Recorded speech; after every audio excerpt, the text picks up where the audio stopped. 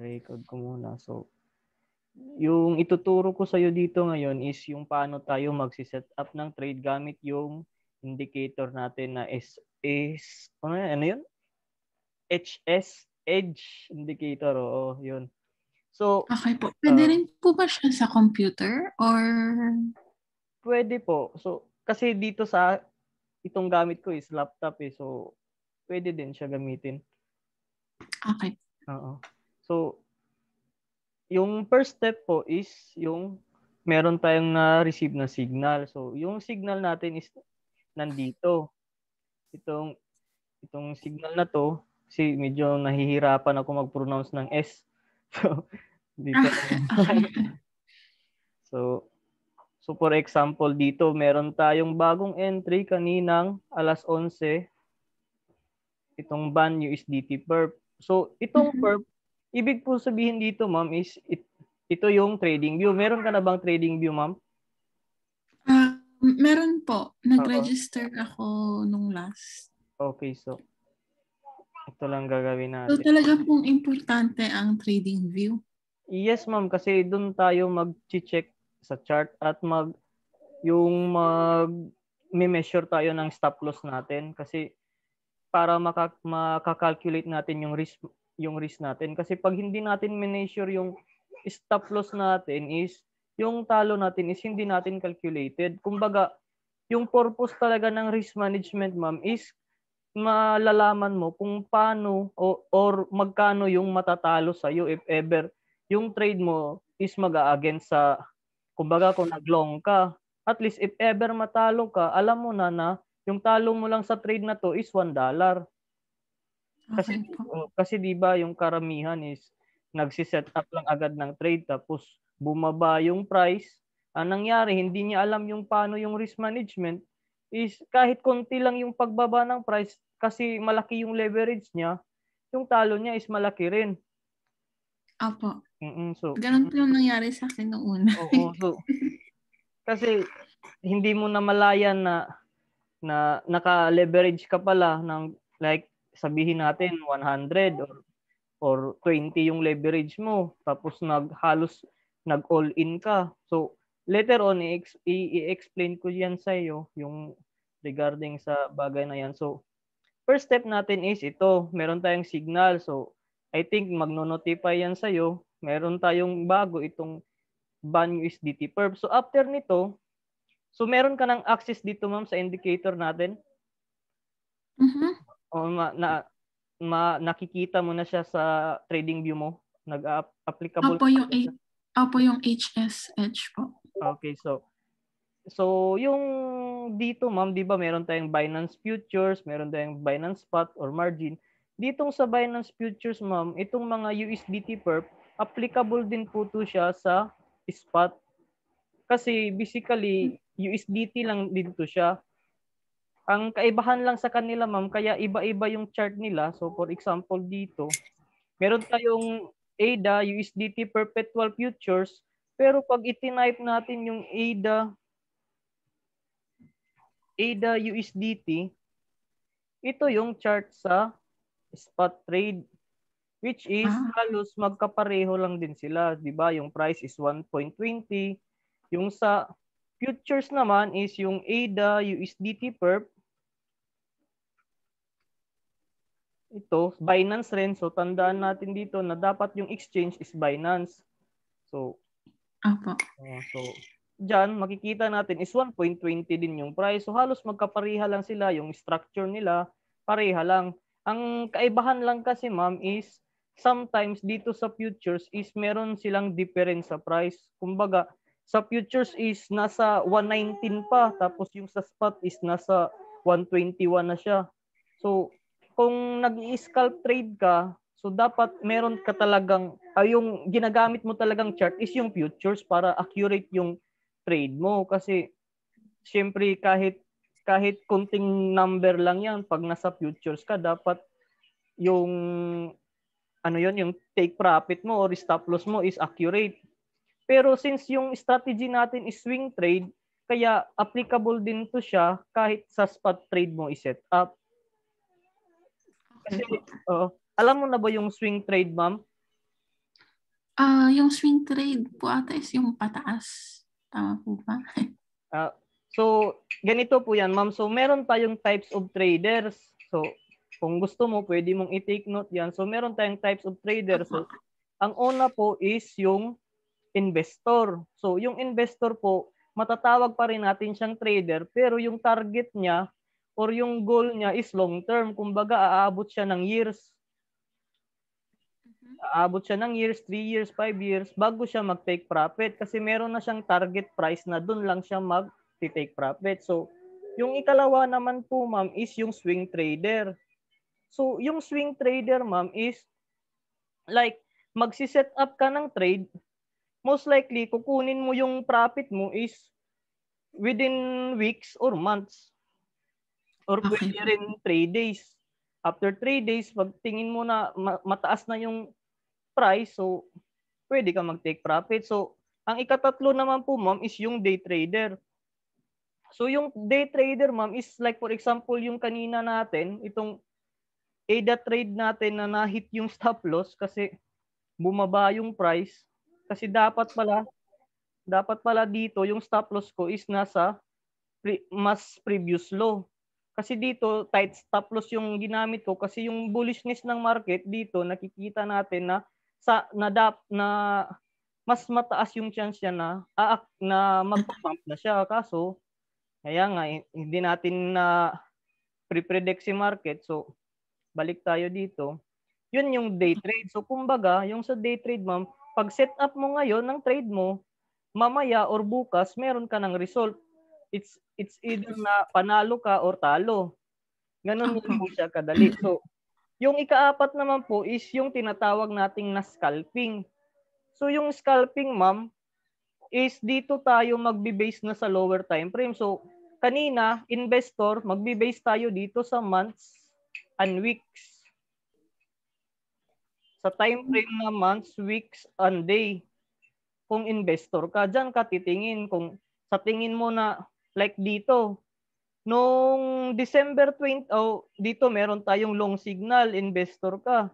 Nung November 17, pag nakita mo ito, meron tayong long, so bumili ka na dito. After this, ito na yung nangyari. So, hinayaan mo lang, yan yung investor. Pwede ka mag-base sa day, week, or month. Then, yung kasunod is swing trade, which is pwede ka mag-base sa 1 day or dito sa 1 hour and 2 hours. So, sa 1 hour natin, like dito sa kay Cardano, meron tayong bago lang. So, ito, grabe yung volatility niya. After 2 hours is umangat siya. So, kumbaga dito pa lang, kahit swing trade yung sit up natin, kung nag 10% gain siya, so pwede mo nang kunin. Pero kung hindi mo naman gustong kunin, tapos wala pa tayong exit, so pwede mo pa tong i-ride. Kumbaga, hayaan mo lang muna siya.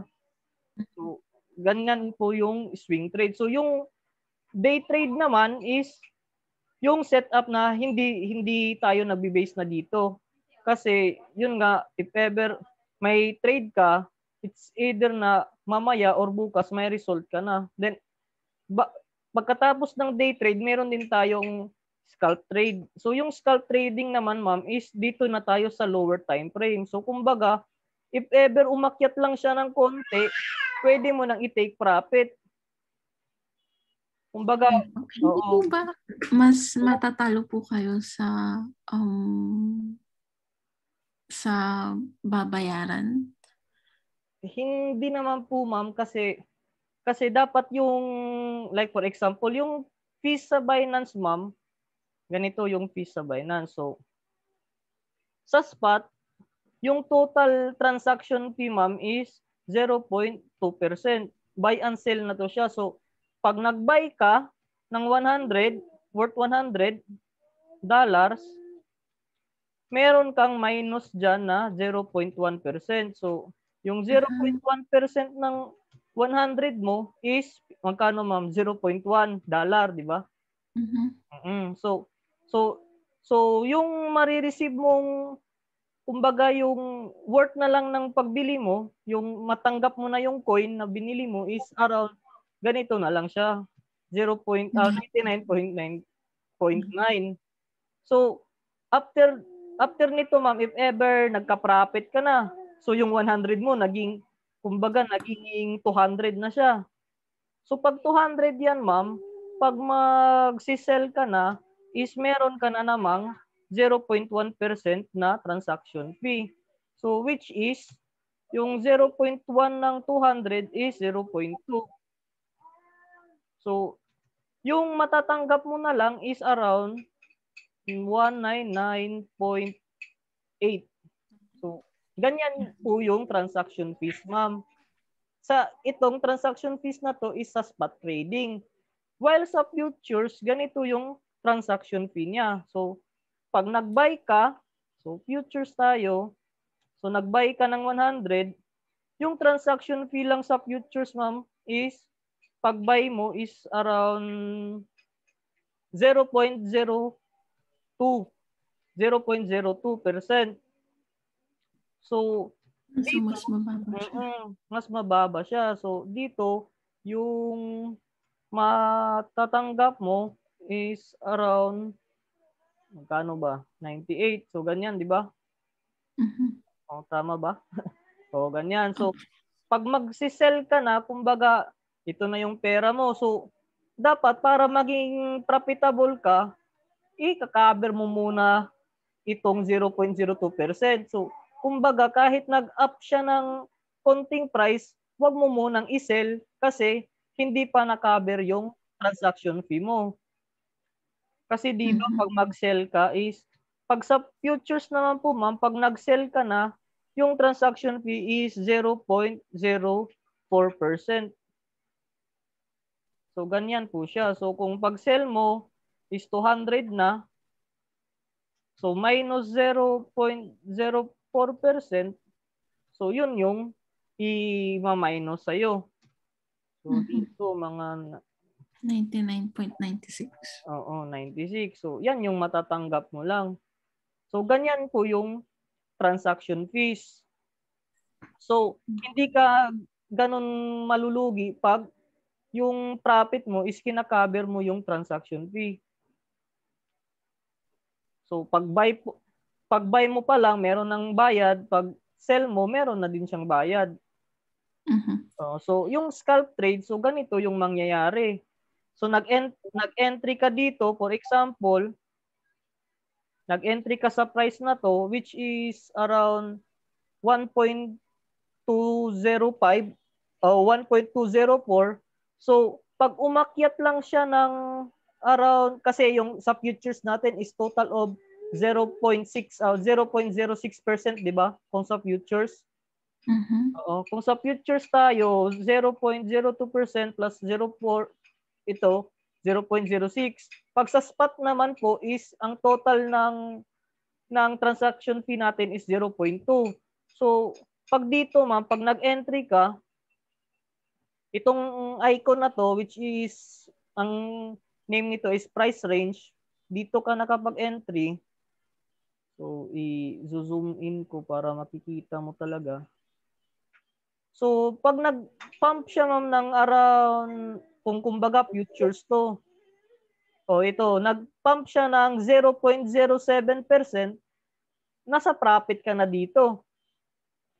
Pero yung profit mo is around 0.01% lang. So, kumbaga, Yun yung ginagawa ko dati. oo.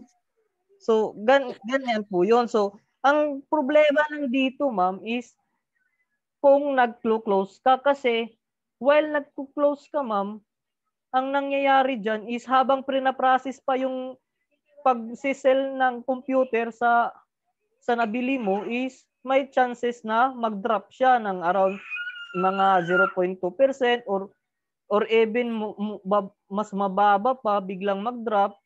So, ang nangyayari is kahit nasa profit ka na, pag close ng trade mo, matatalo ka pa din. So, mas pabor ka kung yung take profit mo is yung aabot siya ng mga 1% or 0.5%.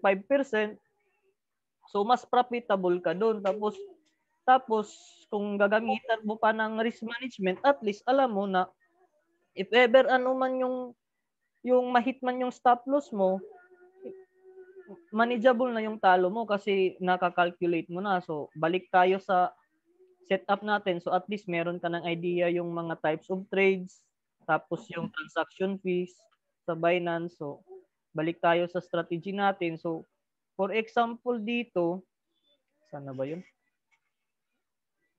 Ang daming channels. So, ito lang. So, balik tayo dito. Meron tayong entry kay Ban USDT Perp. So, ito yung first step. Meron tayong entry. After nito, punta tayo sa trading view. Tapos, hahanapin natin yung band. So, ita-type natin band USDT Perp. Pero kung if ever meron ka ng watchlist, ma'am, pwede mong i-add. Meron tayong add symbols dito. So, ita-type mo yung band USDT Perp. Or kung sa spot ka lang mag-trade, pwede mong gamitin lang tong ban USDT. Pero kung sa futures, Paano po ba gagamitin yung TradingView? Pupunta ka sa tradingview.com or diretso sa Binance account tapos ipipindot ko yung TradingView sa baba niya sa may graph. kailangan mong pumunta ma'am sa tradingview.com, hindi doon sa Binance kasi Okay. sa Binance ma'am is limited lang yung mga indicators niya. Okay. Limited lang yung indicators niya at hindi mo masyadong ma-apply yung technical analysis. So unlike dito, meron na tayong signal ban USDT perp. So i-add mo yung ban USDT perp. So ako na-add ko na dito, meron akong ban USDT perp. So saan ba 'yun? So ito yung ban USDT perp ko. After dito, ma'am, yung signal natin is based on 1 hour time frame. So ngayon nasa 5 minutes ako, doon ako sa 1 hour time frame. So after sa 1 hour time frame, so like dito, ma'am, meron talaga tayong instance na hindi siya nag-show ng yung indicator natin dito. Kasi sa time na to, yung split seconds lang ma'am na naglalaban yung bull tsaka bear. So dito since nakita natin na nasa blue cloud tayo, ibig sabihin pag blue cloud ma'am is malakas yung bull or yung uptrend or yung pataas yung price pag nasa blue cloud tayo. Pag red naman, is pababa siya. So if ever naka-receive tayo ng signal na, di ba, nakalagay doon is entry long dash short. So pag dito, nasa blue cloud tayo, pwede tayong mag-long dito, pero mas maganda talaga, ma'am, na mag-long tayo if ever meron na siyang long indicator. So dito, pwede nating pasukan. Tapos kung medyo hindi ka kampante kasi walang long indicator, so pwede tayong hahanap sa iba. So meron tayong alpha USDT perp din. So pwede nating tingnan. So katulad dito, ma'am. So sa alpha USDT perp natin, meron tayong long entry no alas 10 ng umaga kanina. So nag-trigger siya is around 11 AM na kasi yung trigger natin, ma'am, is yung pag-close ng candle. So kumbaga, after nag-close tong candle na to, confirm siya na long trade. So after nito, ma'am, dito na tayo mag-entry. So pag mag-entry na tayo, ma'am, doon na tayo magme-measure ng stop loss natin. So paano ba mag-measure? So balik dito tayo sa mga drawings, meron tayong long position. Pag maglo-long tayo, meron din tayong short position. So gagamitin natin yung long. Tapos itong closing candle, ito yung base price natin. So kumbaga, pag once nag-trigger na tong signal, pwede mong pasukan agad. So pwede kang maglagay dito ng entry mo. So dito, i-change ko yung default para makita mo. So, pwede kang mag-entry dito sa gitna kung ang price ay nasa gitna pa. Pero if ever nag-drop yung price, ma'am, mas okay siyang bilhin kasi ibig sabihin doon, mas naka-discount ka sa base price. So, kumbaga, nabili mo pa siya ng mas mura. If ever naman tumaas na yung price, ma'am, ng mga konti dito, so So since malapit pa siya sa base price natin, okay pa rin siyang bilhin. Except na lang po ma'am kung tumaas yung price hanggang dito na, which is ilang percent na ba to dito? So like dito ma'am, mga almost 1% na yung pag-angat niya, medyo hindi na yun siya magandang pasukan kasi parang hinahabol mo na yung trade. So so if ever meron na tayong long, pwede mong pasukan agad or hintayin mong mag-drop. Pero ang problema kung hintayin mong mag-drop, paano kung hindi mag-drop? Magdidiretso sang magpa-pump. So pagpasok mo dito, so dito na tayo mismo sa base price. So dito, yung tinuro ko na hindi tayo na yung base price is yun lang talaga yung price na gagamitin natin. So kumbaga, pwede kang gumamit basta as long as malapit ka lang sa price na yun. So after dito, ma'am, meron na tayong entry. Ito yung entry price natin, nasa 1.897.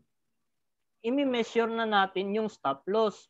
So yung stop loss natin, ma'am, is imi-measure natin sa previous low. So saan ba yung previous low dito? Yung previous low dito, ma'am, is dito. Di ba naturo ko na yung support and resistance? So previous low natin is dito.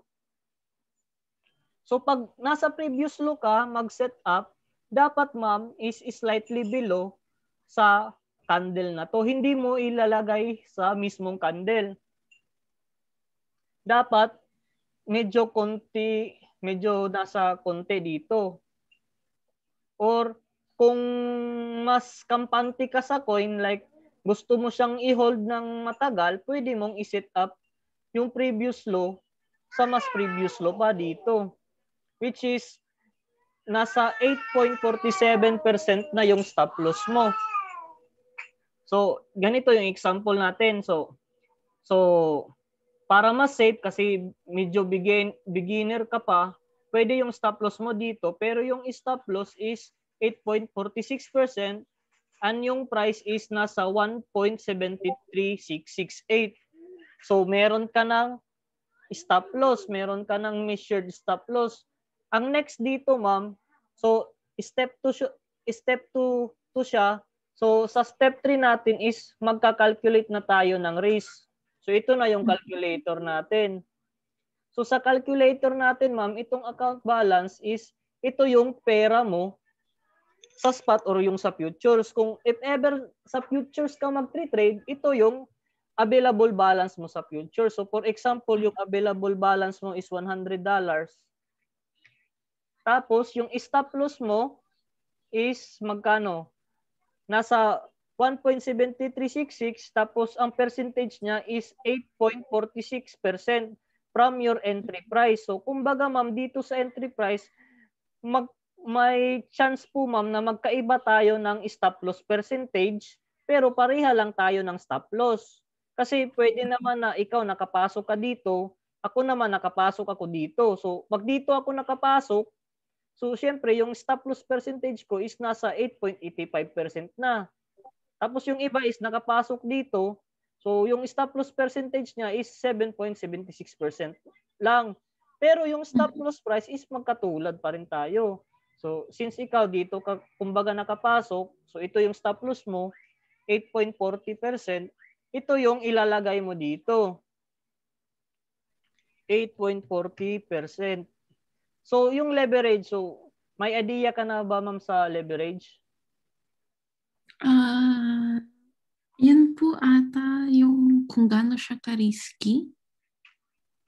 Oo, yun po yung sinasabi ng karamihan. Pero itong leverage ma'am is ito yung pwede kang mangutang. Okay. Oo. So kung mangungutang ka, kumbaga meron ka lang 100 pero gusto mo mag-trade ng malaking halaga. So, pwede kang mag-leverage. So, kumbaga, kung yung leverage mo is 5, itong 5 na to is it mo multiply sa account balance mo. So, 500 na yung trading capital mo. Hindi na 100, kundi 500. Kaya kung malaki yung leverage, malaki din yung profit nila. Pero, hindi siya advisable kasi wala siyang trading plan. Pati yung ito po ba yung times 2, times 100, times 125? Yes, ma'am. So, yung kung mag-futures ka, dapat first talaga na tingnan mo, pag mag-set up ka na sa Binance, is yung leverage kasi naka-default siya na times 25. Pag nagsi-set up ka lang na hindi mo yung tiningnan, automatic yung trade mo or yung capital mo is times 25. So, dito, for example, magta-times 10 tayo. So, nag-leverage times 10 tayo, ma'am. Ibig sabihin dito is $1,000 na yung trading capital natin. So, may 100 ka lang, pero 1,000 na yung pinag-trade mo. So, itong risk percentage, ma'am, ito yung option natin kung magkano lang yung gusto mong talo mo. So, for example, kung ilalagay natin dito is risk is 1%, so yung talo daw natin dito is 1% ng 1,000 is $10. Di ba? Oh. Pag ma-hit yung stop loss natin, ma'am, dito, ang talo natin sa trade na to is $10. So, paano ba yun para ganun yung mangyari? So, after nito, pwede nating i-calculate, bibigyan tayo ng position size. So, itong position size, ito yung gagamitin lang natin. 119. Ito lang yung gagamitin natin. So, ito yung position size. So, if ever nasa spot trading ka lang, itong 119, pwede kang mag-buy worth 119 lang. So, pero pag nasa futures tayo, kasi sa futures, ma'am, yung hinihingi ni Binance is yung converted amount. Oo, instead of yung kailangan $5 above ata? Mga $10 above, ma'am. Oo, $10 above. So dito, ibig sabihin, yung position size natin is valid. Kasi above $10 na siya. So, pag 119 yung position size na gagamitin natin, pag na-hit yung stop loss natin, is $10 lang yung talo natin. So, kasi dito yan $10 of 10% of 119. Hindi. Wait lang. Hindi 10% kasi 8.40. 8.40% kasi 'di ba 8.40 yung stop loss natin ito. So 8.40%, kita mo ma'am yung stop loss, ito yung stop loss natin. Tapos ito yung nilagay din natin dito. So 8.40% of 119 is equal to 9.99.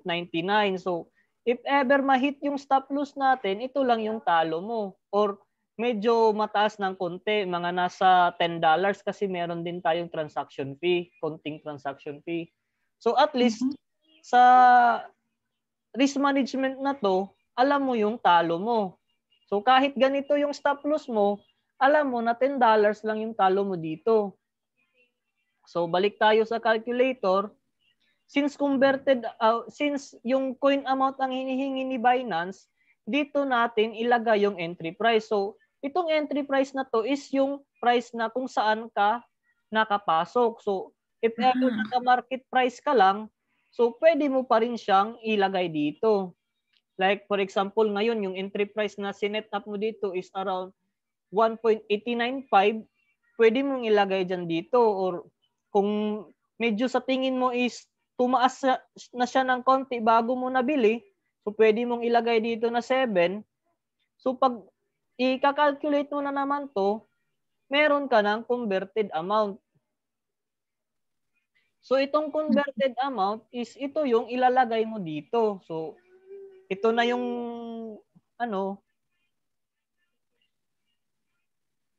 alpha. So alpha USDT perp. So ito yung trade natin. Tapos, di ba meron kang nakikita dito? Ito yung leverage. So, magkano ba yung leverage na ginamit natin? So, di ba 10 lang? So, i-adjust natin to sa 10 para calculated lahat yung ginagawa mo. So ito na yung setup natin. Meron na tayong calculation dito. So wala pa tayong take profit price or take profit percentage. Hindi pa tayo nag-set, pero pwede mong i-set sila ng sabay kung meron ka ng target agad. So kumbaga dito, gusto mo yung trade mo is 1:1 ratio. So meron tayong risk reward ratio dito, ma'am. So kung gusto mo ng 1:1 ratio, pag i-drag mo ito pataas, di ba nag-change siya? Opo. So kung i-set mo dito ng 1, like dyan, 1, yung reward mo dito or yung panalo mo dito is equivalent sa talo mo. Yan yung meaning ng risk reward ratio. Hindi siya yung, so kumbaga kung risk mo is $10, tapos naka 1:1 ratio ka, so syempre yung mahit yung take profit mo, $10 yung panalo mo. So since nagbe-base tayo ma'am ng take profit based on resistance. So ito yung mga resistance natin dito, pwede din dito, tapos pwede rin dito. So pwede tayong mag-set dyan ng mga take profit natin. So since gusto mo mag-aim sa pinaka-itaas, so meron tayong mga magkano to? Mga 2.36 risk reward ratio. So kung ma-hit to siya, meron kang mga $20 plus na profit. Nakakuha ba, ma'am? Yes pa. Okay, so dito meron kang take profit target na 19.86%. Pwede mo rin ito siya ilagay sa calculator. 19.86. So pag calculate mo dyan, so meron ka ng TP price. So ito yung ilalagay mong TP price. So pero dito sa stop loss price, yung susundin mo talaga is itong price na to dito. Kasi ito yung entry price, ito yung stop loss price mo. Pero yung stop loss percentage mo, dapat fix talaga siya kung saan yung stop loss mo dito. Hindi mo siya ito babaguhin na gusto mo dito lang yung stop loss mo. Dapat strategic yung stop loss mo, dito ka sa previous low. Pwede ka dito, pero para mas matagal yung chance ng trade mo, pwede ka mas mababa pa dito. Pero yun nga, mas malaki yung percentage ng stop loss mo. So ayan. So magsi-set up na tayo, meron na tayong calculated na risk management. So kung matatalo tayo dito, mga $10 lang yung talo natin. So pag set up natin ito, ma'am, meron tayong limit tsaka market. So pwede kang mag-limit if ever instead na papasok ka, is gusto mo na maghintay or sa tingin mo na magdra-drop yung price, so pwede kang maghintay dito. So itong price na to dito, 1.85, yan yung ilalagay mo dito sa price sa limit order. 1.85. Ayan, dito. Pero kung nag-market order ka, ma'am, kung ano yung current price is yun yung bibilhin niya. Na-gets mo ba yun, ma'am? Apa. So i-close ko muna tong previous trade ko. Ayan. So dito na natin ma-apply yung calculator natin. So magkano ba yung position size na gagamitin natin? So dito is 119. So i-change natin to dito sa smartphone, medyo mas madali kasi pwede mo lang i-copy itong converted amount tapos i-paste mo lang doon sa amount na hinihingi niya. So diretso na kung sa smartphone. Pero dito sa computer is percentage yung hinahanap niya. So for example, 6%. So meron tayong buy tsaka sell. So since yung trade natin is long order, dito tayo siyempre sa buy. So magkano ba yung converted amount natin? Yung converted amount is 62.75%. So dito is 3,141 na. So i-change mo to dito ng mga 62 lang. So ito yung gaano kahirap dito sa computer pag nag-trade ka.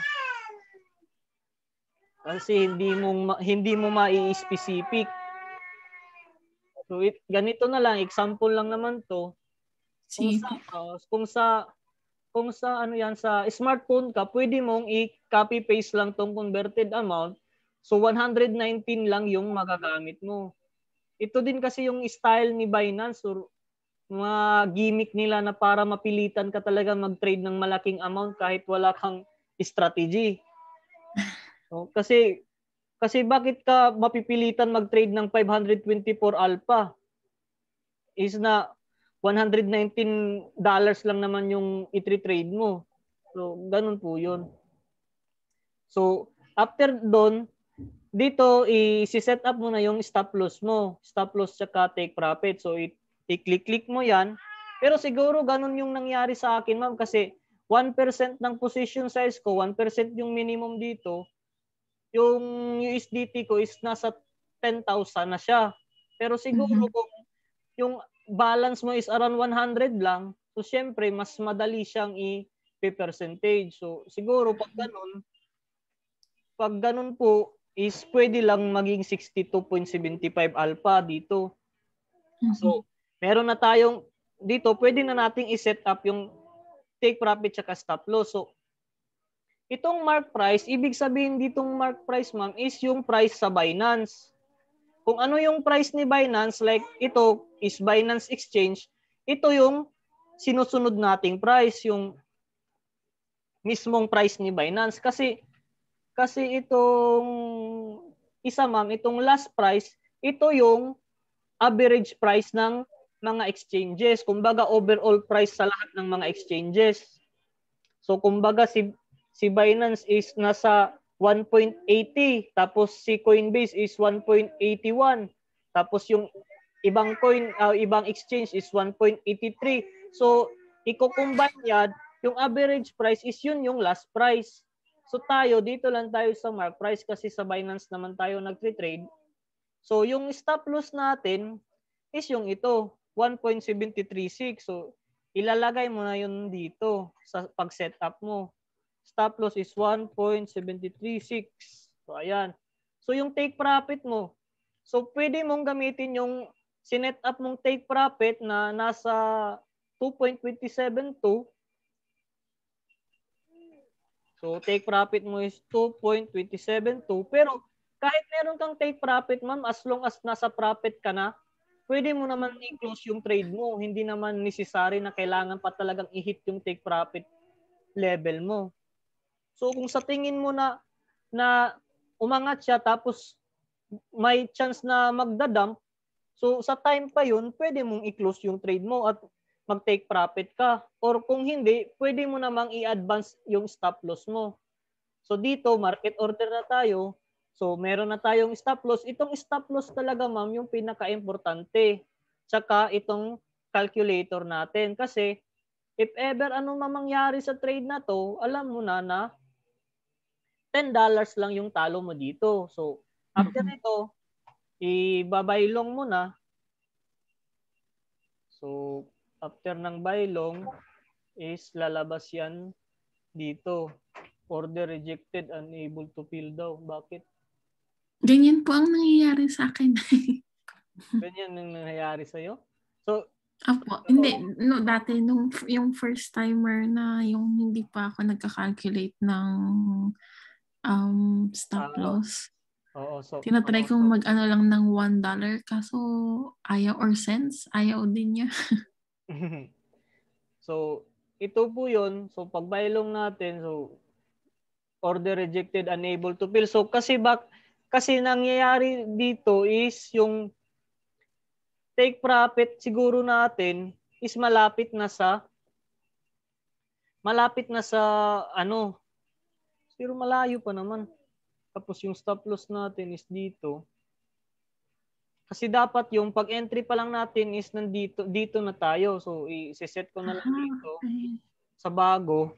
Kasi nasa bago na tayo. Yung price ng bago ngayon is nasa 1.91. Oh, so 1.91. Then yung cost natin, hindi natin ito maset dito. Tapos yung okay na din siya. So, okay na siya. So, ito hindi mo to dapat i-check yung reduce only. Okay po. So, term nito, take profit. Tanggalin muna natin to. Baka ito. Bakit nag-order rejected? Kasi dapat hindi to nag-order rejected. Wait lang ma'am ha, kasi Sige lang po, walang problema. Kasi order rejected siya. Baka yung sa testnet yung problema. Kasi testnet tong ginagamit natin ngayon. Okay po. So, naka-cross tayo 10. Check muna natin lahat. Alpha USDT perp. Wait lang, i-reload natin.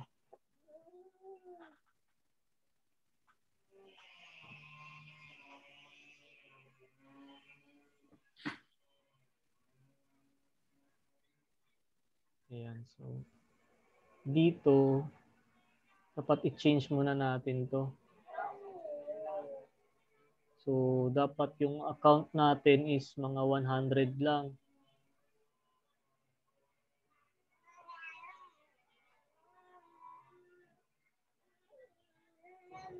So, 100 lang dapat yung account natin. Para mas specific tayo. Hindi talaga siya. So, balik tayo dito. Example lang man to. So, yung stop loss natin is 1.73. So, take profit natin is pwede na natin yung gayahin dito. 2.27. So, ibabay long natin. Order rejected field. Dapat hindi ganito. Wait lang mga. Okay lang po. I-open ko na lang yung ano ko. Yung isang Binance account ko. Kasi nagloko lang yung testnet.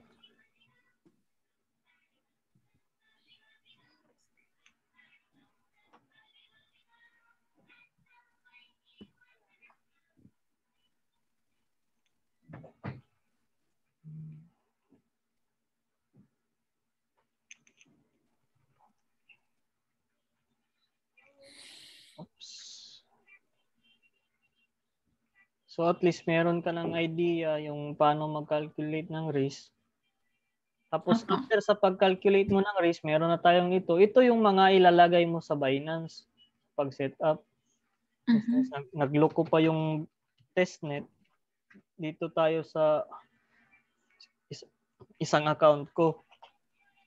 Okay po.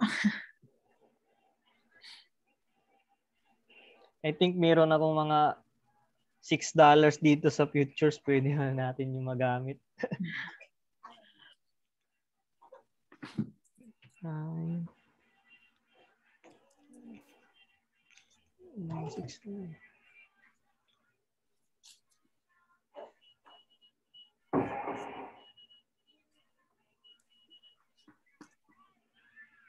So ito.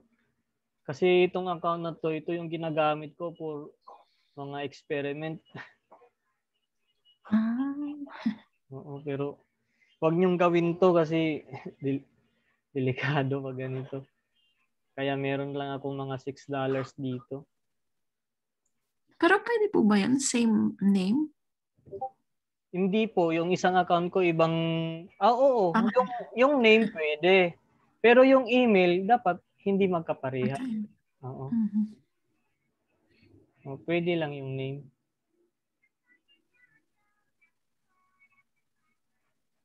So, type natin dito yung alpha. Kasi ito yung example natin. So, ayan na. So, dito meron akong 6.40 USDT. So, i-change na lang natin. Gagamitin natin yung example account natin. So, yung stop loss is mga 8.40. So, pag i-calculate natin, yung result is 7.6 lang. So, hindi siya pwede. Hindi siya pwede. So, pwede tayong mag-change ng leverage pero magiging mas malaki yung risk natin. So, for example dito, pag i-leverage ko to ng 100, pag matatalo ako sa trade na to, yung talo ko is yung overall capital ko. Kasi yung total capital na natin dito is mga around 640. Oo, tama ba? So sa 640, yung 1% niya is nasa $6.4. So ito is equivalent sa account ko. So para hindi ganun yung mangyari, pwede nating i-change yung risk natin. So for example, ang risk ko na lang dito is 0.5. So kung 0.5 yung risk ko, ang matatalo lang sa akin dito is $3.2. So ayan, bahala na. Kasi example lang naman to. So dito meron na tayong position size. So yung position size natin is 38 daw. Converted amount is 20. So dito na natin yan i-change. So alpha is dapat equivalent to 20. So yung pinakamababa niya daw is 21. Ayan, 20 na. So meron na tayong 20 equivalent sa converted amount natin. Tapos yung cost natin, itong cost is ito yung margin. So 2.15 times 100, yan yung 0.2 times 100 is halos dito katulad ng position size natin. Wait, check natin para sigurado.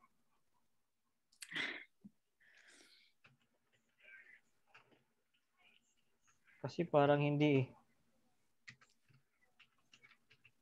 Sa challenge talaga yung mathematics mo nito. Hindi eh. Okay. Kasi hindi na naging ganito. Wait lang ha. So, magkano ba yun? 38.09.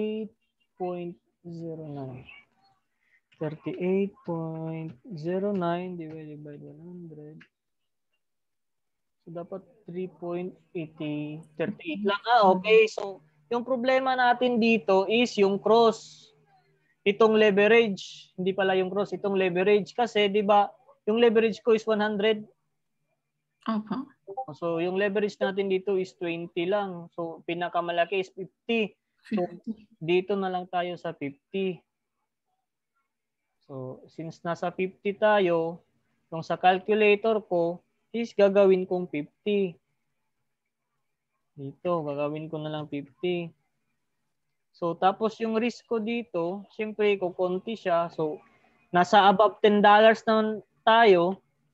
So, 6.40 times 50. Magkano po ba? 320. So, 1% of 320 is 3.2, di ba? So, yan yung talo ko sa trade na to. So, 1% of 320. So, 3.2. So, same pa rin siya sa yung naka-leverage ako ng 100. Kahit 50 lang yung leverage ko, tapos yung position size ko naman is yun yung nagbago, naging 19 na lang, instead of 38, naging 19. So, yung converted amount daw is nasa 10 lang. So, dapat yung alpha natin dito is 10. So, 10, 6. Ayan. At, oops. Hirap naman ito. Ayan. Meron na tayong 10 alpha. Katulad na ng converted amount natin. So, yung stop loss natin is yung measure stop loss natin na 1.736. So, yan yung ita-type natin dito. 1.736. Tapos, yung take profit naman is yung target profit natin. So, kumbaga ako dito mag-take profit. Mga 2.25. So, pwede mong ilagay dito. So, ayan. So, yung setup natin is kompleto na. Naka-mark price tayo. Yung size natin is mga 10 yun, di ba? So, setup na natin. Tapos, ang problema dito is naka-limit order tayo. Tapos yung limit price natin dito is 1.915. Tapos yung current price is 1.910. Zero. So pwede nating i-set up to kung ano yung current price, gagayahin natin or magma-market order tayo. So if ever magma-market order tayo, kung ano yung current price is yun yung bibilhin niya. So mag-change tayo sa market order para makita mo rin kung paano yung sa market order. So dito, wala na tayong price kasi kung ano yung price ng current, yun yung bibilhin natin. So balik tayo dito, dapat yung alpha daw natin is 10 lang kasi yun yung calculated natin sa converted amount. So yung take profit natin is 1.736. Tapos yung stop loss natin is 1.736. Then yung take profit natin is 2.25. So after nito, so totoong trade to siya. Tapos yung entry natin is parang ang layo na. Nandito na. Tapos yung so papasukin lang pa rin natin para may example. So magbabaylong na tayo dito. So ayan na, market buy order field kasi nag-market order tayo. So ito na yung trade natin. So pag open na yung order mo, itong active na yung position mo, automatic siya naging 9 alpha na lang kasi dahil na yun sa transaction fee. So nagets mo ba yun, ma'am? Opo. So after nito is maghintay ka na lang na ma-hit yung take profit mo or ma-hit yung stop loss mo dito. So kung hindi pa na-hit yung stop loss mo, pwede mo pang hayaan yung trade kasi dito, for example, if ever ma-hit man yung stop loss ko, yung talo ko dito is $3.2. Tapos if ever naman yung price is umakyat na hanggang dito, ibig sabihin nasa profit side na ako. Kahit hindi pa na-hit yung take profit ko, nasa profit na ako dito. So, pwede nating gawin dito, ma'am, pag dito na yung price, is i-adjust natin yung stop loss natin. Instead dito, pwede na nating ilagay sa mas itaas pa. Dito, above sa entry price natin. Diyan na yung stop loss natin. Dito, kumbaga. So, if ever man yung dito na yung, kumbaga yung current price, if ever mag-drop yung price dito, mag-automatic close na yung trade mo. So, pag nag-close yung trade mo dito, ibig sabihin, wala kang talo kasi nasa itaas siya ng entry price mo. Unless na lang kung nag-close yung trade mo dito sa baba, siyempre talo ka na. So, ganun po yun. So, kahit 1 hour po na ganyan, okay lang? Walang problema? Yes, ma'am. Kahit paabutan mo ng isang araw or isang semana. Kasi yan yung swing trading. Yung setup natin is swing trade. Yung ginawa natin ngayon is swing trade. So, kumbaga, sa ngayon, March 30, posible pa na yung ma-hit yung take profit natin dito, posible pa pagka March 1 na or mga anong pizza pa dito sa unahan. So, aabot tayo ng mga ganun, April 5. Ganun po, ma'am. Pero sir, for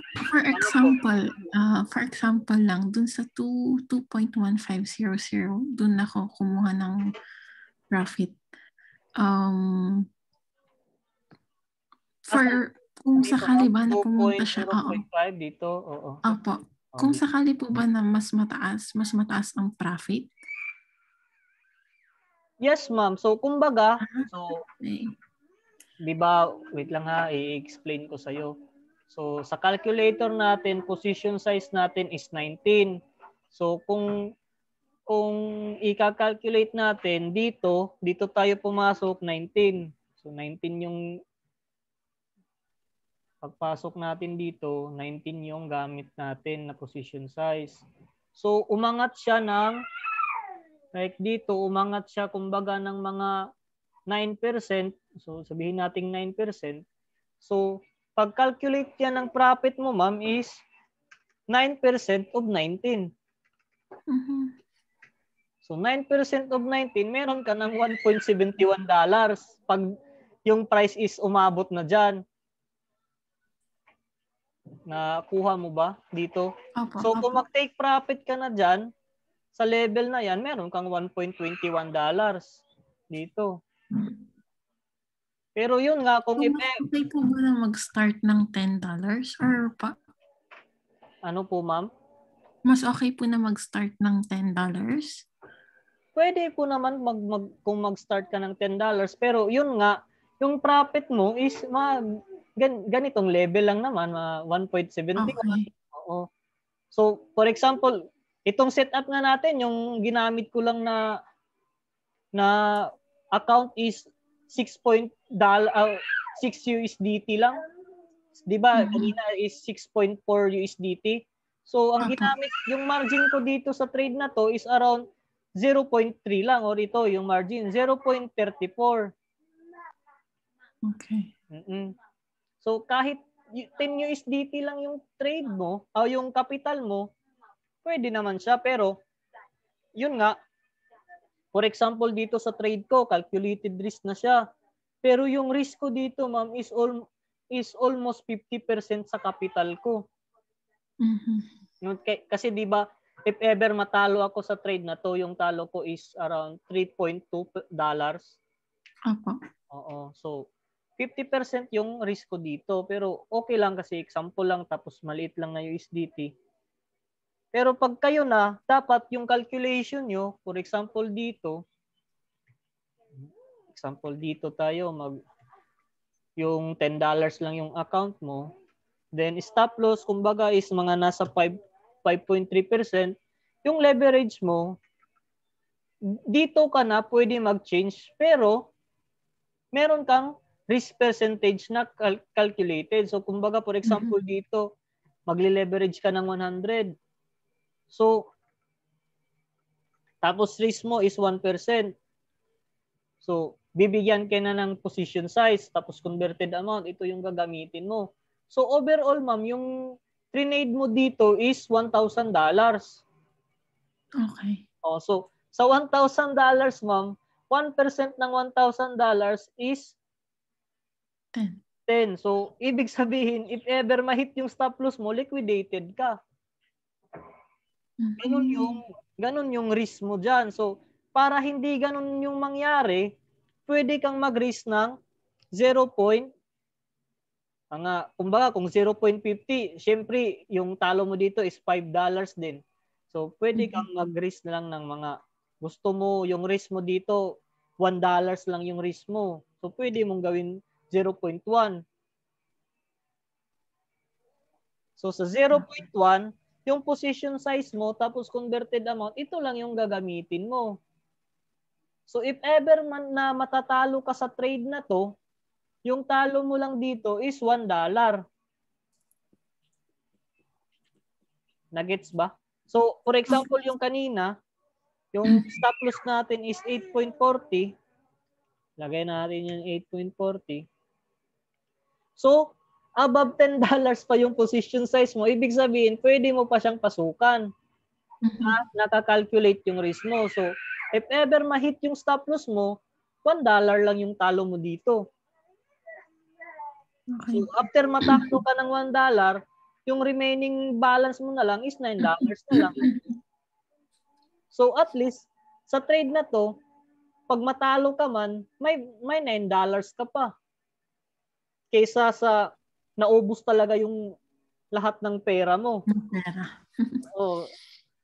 Magugulat ka na lang na nung biglang pag-dump is liquidated na yung $10 mo. So, at least sa ganitong strategy or sa ganitong risk management, nakakalculate mo yung talo mo.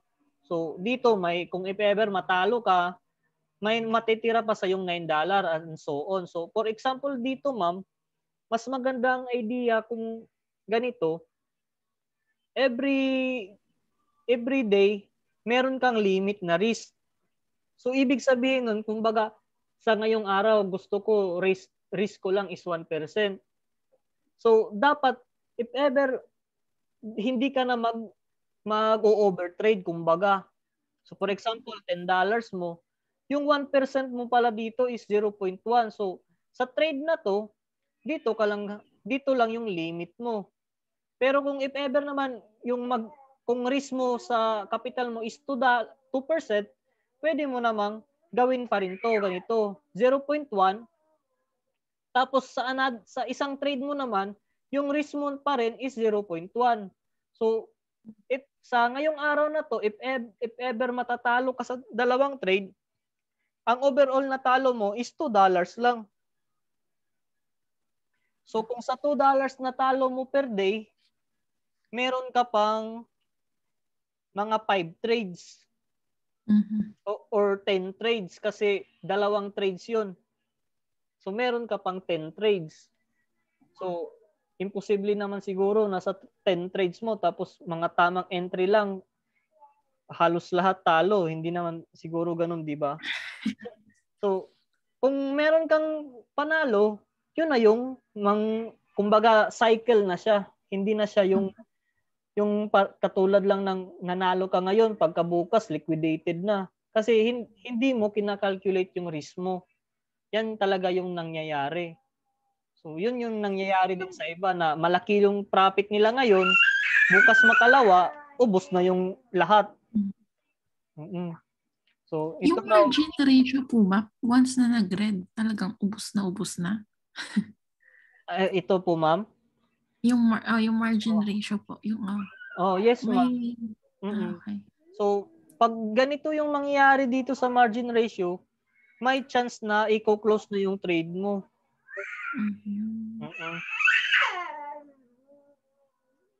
So, yun yung kumbaga basic fundamentals. So, yung natutunan mo dito sa futures, pwede mo namang i-apply siya sa spot. Mas madali lang yun sa spot kasi hindi ka na magko-convert. Tapos automatic USDT using the calculator. Tapos kung mag-i-stop loss at saka take profit ka, pwede mo namang gamitin yung OCO kung sa spot trading ka.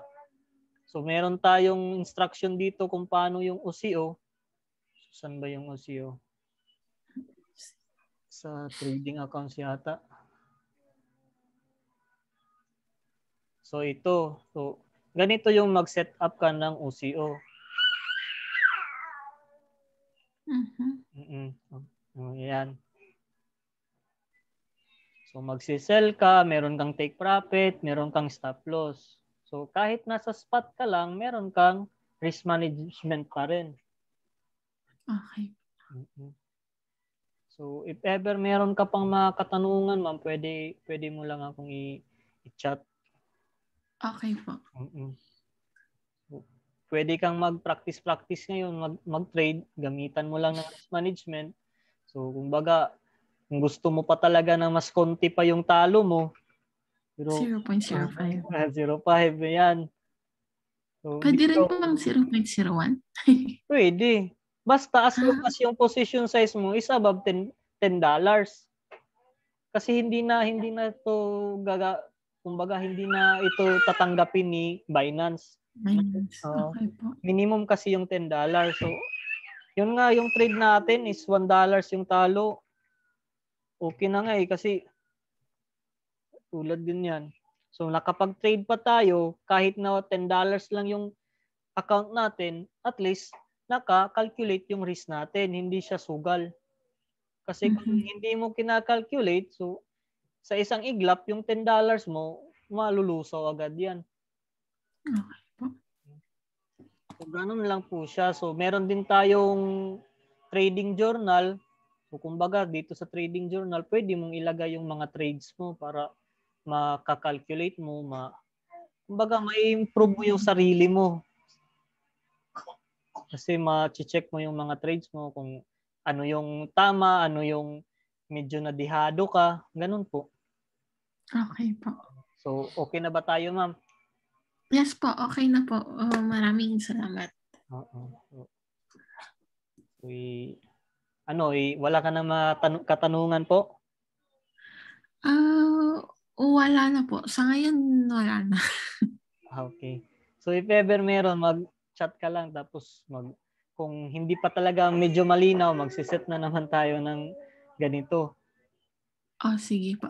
Sir, may tanong lang po ako. Dun sa may Yung sa, ano po ba, yung pag-open ng market, time po ng US? Okay. So, basically, ma'am, yung market talaga, ma'am, is nag-open saka nag-close siya. Kung sa Pilipinas, ma'am, is 8 a.m. Ng, so, 8 p.m. 8 a.m., ma'am, ng umaga dito. Okay. Yan yung open tsaka close ng market talaga sa crypto. Pero kung sa US market naman, ma'am, kung yung sabi mo, kung mag-o-open, kung dito ka sa Pilipinas, nag-o-open yung market nila pag 8 p.m. ng gabi dito. Pero since tayo po, ang gamit natin PH, so PH time, tama po ba? Yes, ma'am. Okay. So, sa PH time, yun yung mga openings ng market sa iba. So, 8 p.m. Dito sa Pilipinas, yan yung opening ng market sa US. Kasi, I think, doon sa kanila is 8 a.m. ng umaga. So, pag 8 a.m., yun, mag-prepare na siguro sila sa office nila. Tapos, pagka 9, yun na yung mga nagdadump, ready for trading na. Okay po. So, yun yung katulad kanina nangyari na pag 9 AM, nag-dump yung market. Tapos ngayon, I think, umakyat na siya. So, ito nga, I think, umakyat na. Ayan. So, ganun po yun, ma'am. Okay po. Bale, susubukan ko po. Oo. So, ang mas importante talaga, ma'am, na ma-master mo tong calculator kasi ito naman yung pang risk management natin. Para at least, kada trade mo, alam mo yung sinusugal mo or yung magkano lang yung talo mo. So, per trade, kumbaga, $1 ka lang. So, at least sa lagi mong pag-trade na papamiliarize mo na yung market. So, sa next trades mo, syempre, mas more na yung profit kaysa loss.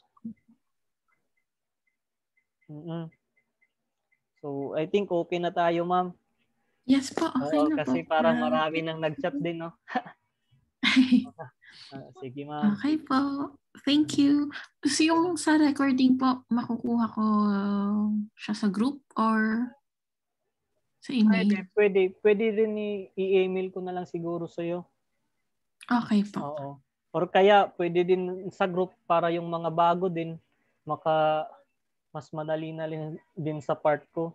Kasi I think kung marami na tayo, 'di ba, parang mahirap nang i-accommodate lahat.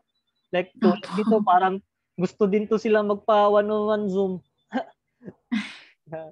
Kasi po nung una yung video po talaga parang hindi ko siya naintindihan pero ngayon okay na. Na-explain na. Kasi I think yung sa video rin namin na nag-record kami kasi yung una hindi pa kami nagre-record. Kaya nangyayari, yung time na nag-record na kami, parang review na lang siya. Okay po. Oo. So at least ngayon dito, yung itong recording na to, parang mas klaro kung ano talaga yung pinakauna. Opo. Yun po yung hinahanap ko kaya nung sabi ko wala, hindi ko siya naintindihan. Hindi ko alam kung bakit. So at least ngayon, ma'am, meron ka ng step-by-step process sa strategy natin, yung sa indicator. So after nito, pwede mo muna din to i-apply yung mga day trade sniper call. So same process lang pa rin, mag-measure ka ng stop loss, tapos yung stop loss percentage mo, depende sa entry price mo. So, ganun pa rin, magka-calculate ka. So, pag-calculate mo, bibigyan ka ng position size, tapos yung position size mo, ito yung ilalagay mo sa trade mo, sa setup mo. So, same process pa rin. So, yung risk mo, gusto mo, $1 lang yung talo mo. So, after nito, yun na siya. Ganun lang. So, kung ganun nangyayari, pwede na yung mga signal sa iba, pwede mong i-apply kung gusto mo. Basta alam mo lang yung risk ng trade mo. Kasi so, sir, yung sa position size, for example, 11,901, for example, 100 to 900, okay lang yun. Hindi kailangan na 94.76 or kailangan na exacto? So, sa Binance kasi, parang hindi siya pwede kasi sa Binance, ma'am, is limited lang siya ng 4 digits. So, ang nangyayari dito is 11.90 lang. Okay po. So, at least, kahit dito lang yung difference mo, hindi na siya ganun kalaking talo kasi nasa malapit ka pa rin sa risk mo. Kumbaga, kung risk mo is $1, so likely aabot tayo ng 1.2, mga 1.1, mga ganun po. Okay po. So, okay. Okay na, ma'am. Okay na po. Thank you so much po. Sige, ma'am. Have a nice day po. Thank you. Bye, ma'am. Bye.